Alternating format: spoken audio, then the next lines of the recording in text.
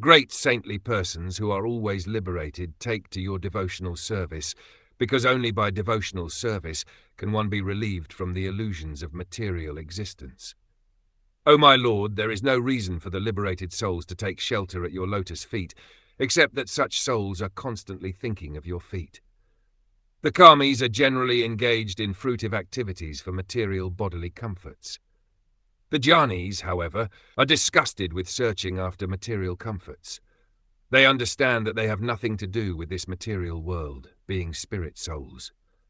After self-realization, the jnanis who are actually mature in their knowledge must surrender unto the lotus feet of the Lord, as stated in Bhagavad Gita. Self-realization is not complete unless one comes to the devotional platform. Therefore it is stated in the Srimad Bhagwatam that those who are Atmaram, self-satisfied, are freed from all contaminations of the material modes of nature. As long as one is affected by the modes of material nature, especially by rajas and tamas, he will be very greedy and lusty and will therefore engage in hard tasks, laboring all day and night. Such false egoism carries one from one species of life into another perpetually, and there is no rest in any species of life.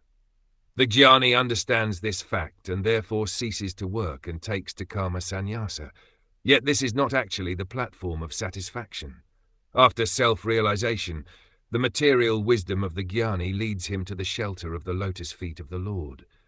Then he is satisfied only in contemplating the lotus feet of the Lord constantly. Prithu Maharaj therefore concluded that liberated persons taking to the devotional path have acquired the ultimate goal of life. If liberation were the end in itself, there would be no question of a liberated person's taking to devotional service. In other words, the transcendental bliss derived from self-realization, known as Atmananda, is very insignificant in the presence of the bliss derived from devotional service to the lotus feet of the Lord. Prithu Maharaj therefore concluded that he would simply hear of the glories of the Lord constantly, and thus engage his mind upon the lotus feet of the Lord. That is the highest perfection of life.